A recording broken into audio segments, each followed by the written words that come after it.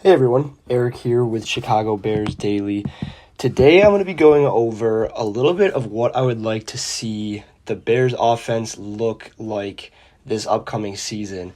And I'm going to jump into that in a little bit here, but the first thing that I'm going to note when I start this video off is throughout OTAs, Luke Getsy, even Eberflus, they have complimented Justin Fields' deep ball. They were saying, why didn't we throw the deep ball more last year?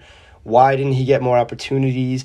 And why we should put him in opportunities to succeed with throwing the deep ball. And that's kind of what I want to go over a little bit today.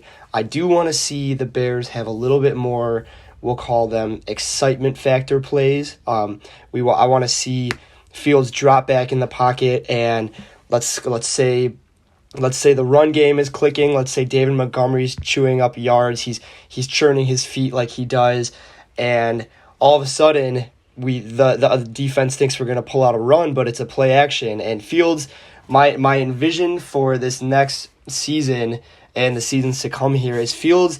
He does a play action pass, rolls out to his left, clean pocket. Our offensive line holds up, and then we have Darnell Mooney, Velus Jones Jr. down the field, 30, 40, 45-yard completion, touchdown. Those are the big wow factors that clearly we've been missing over the past few years. We've obviously had limitations with play callings. Our previous quarterback, he didn't have the most accurate arm, so I think that's where that disconnect came. But just in these limited time that these coaches have had to work with Justin Fields, they've been complimenting his deep ball. So I'm expecting to see a lot more. I'm expecting to see a lot more attempts at the deep ball. And I did a little bit of digging actually. So I checked in on Justin Fields' rankings along with the other rookies of the past year. And I went to check out their deep ball, which it's technically a 20-plus yard pass. So I went in and I compared their deep ball completion percentage, and what I found actually, the adjusted completion percentage, it adjusts for drops, throwaways, spikes, and passes that were batted. And interestingly enough, so Justin Fields dropped back about 353 times. And in his deep passes, his 20-plus yard air yard passes, so the ball was through the air for air yards, his adjusted completion percentage was 44%. Now, that actually ranks second technically, tied for second with Zach Wilson. Davis Mills put up 45%, but I'm saying even though we threw it a little bit less deep ball, the fact that he nearly leads. He's a percentage off from leading the rookie class. It's the last year. It's interesting to me, and I think it's going to be interesting to see how he gets those more opportunities throwing that deep ball. And there's another stat that I found very, very interesting. It was big time throw rate, and get this. So the big time throw rate in this model that I kind of looked into, it's defined as a throw into a tight window that requires excellent timing and accuracy on a high value offensive play. And I'm looking at the comparison, and Justin Fields nearly blows everybody away. He's only hit his closest person is Mac Jones with so Justin Fields, 34.8% big-time throw percentage completion through 20-plus air yards, that deep ball, 34.8%. Mac Jones gets 34.1%, and that's pretty good. And then you look, and then there's a big drop-off. Next you have Trevor Lawrence at 31%, and you have Davis Mills, 28%, and Zach Wilson at 17%. Now, this model actually goes deeper than just the rookies of last year. It goes into the rookies of the past 10 years, even further. For example, Matt Ryan, the big time throw percentage, Matt Ryan's percentage was 31% compared to Fields' 34%. Cam Newton's, these are rookie years, by the way. So Justin Fields' big time throw percentage was 34%. Cam Newton's was 30%. And so I was kind of looking at this, it interested me. And we have Dak Prescott at 14.8% big time throw percentage. Now, big time throw percentage isn't always the be all tell all, but when I read that, it kind of throw into a tight window that requires excellent timing and accuracy on a high value offensive play.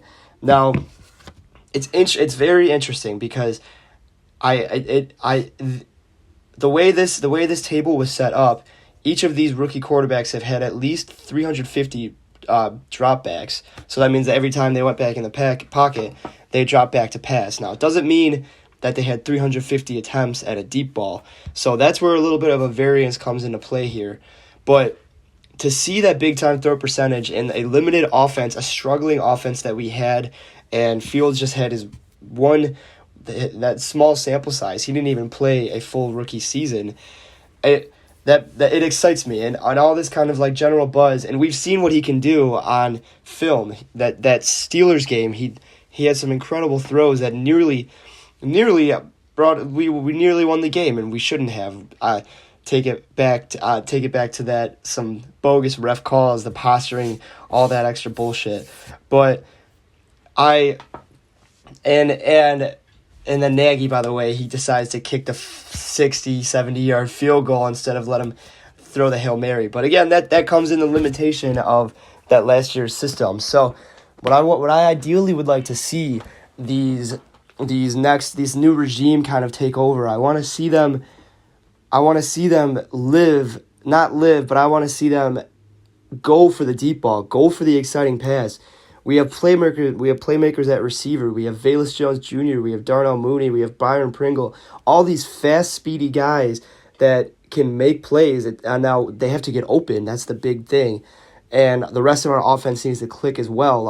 Our short game, intermediary game, our running game, play calling especially, that's a big question. But all of this needs to come together. And I really, really hope that they actually, this new regime, they actually take what they worked on in practice and take that into game and use it. And don't just say that we had a great week of practice and then proceed to throw slants and do all that. Nothing. And the other thing that I want to point out here is those deep ball percentages. Keep in mind, Fields, with our terrible offensive line last year, he had the best big-time throw percentage of the past 20 years with rookie quarterbacks through 350 dropbacks. Now, that's pretty amazing.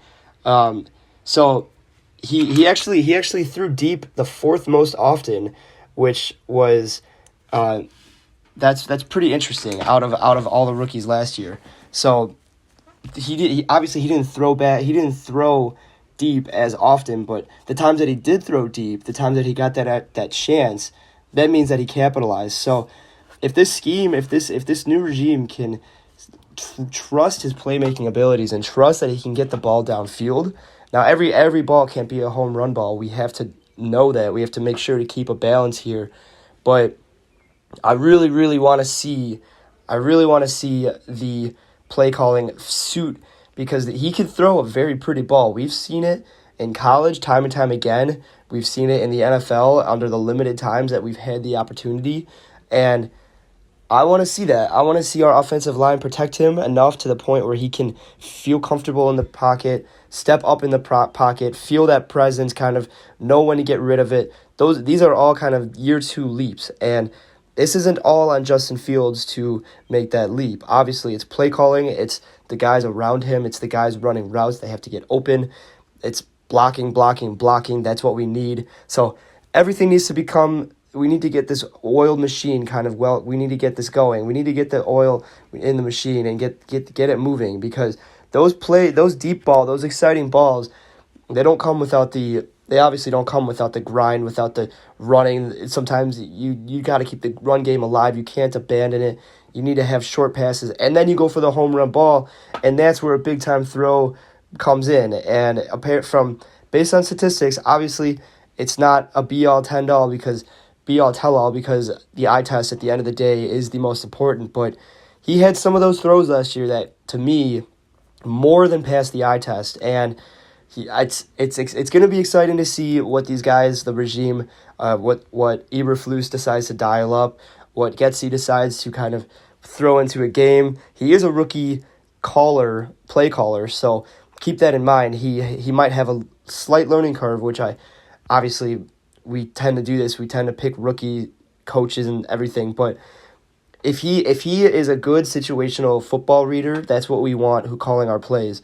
If he knows it's time to dial up a big throw, and he has the balls, he has the cojones, the guts to throw it out there, and trust in Fields' arm and his abilities, I say go for it. Why? There's no point in holding back anymore with an offense, especially how are we going to determine our deep ball ability if we don't throw it?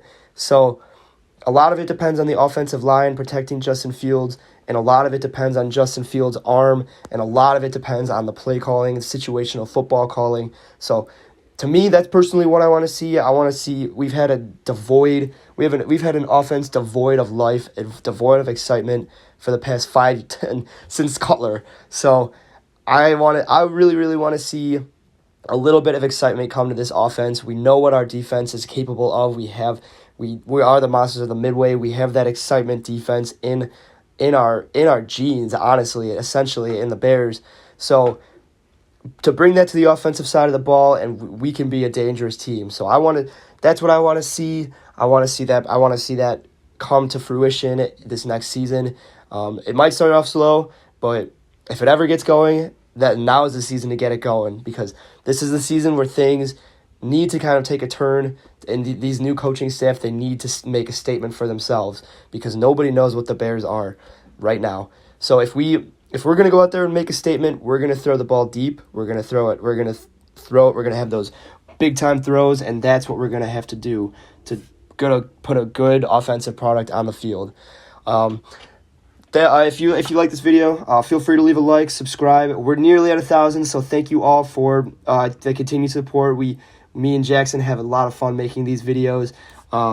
It's always Bears talk. It's all Bears talk, and there's nothing but it, nothing quite like it. So if you want to hear more Bears talk, or if you want to share your thoughts here, drop a comment, leave a like, and subscribe, and we will keep these videos churning out for you, because it is honestly a lot of fun talking about the Bears. So feel free to leave a like, comment, subscribe, and I'll see you in the next video.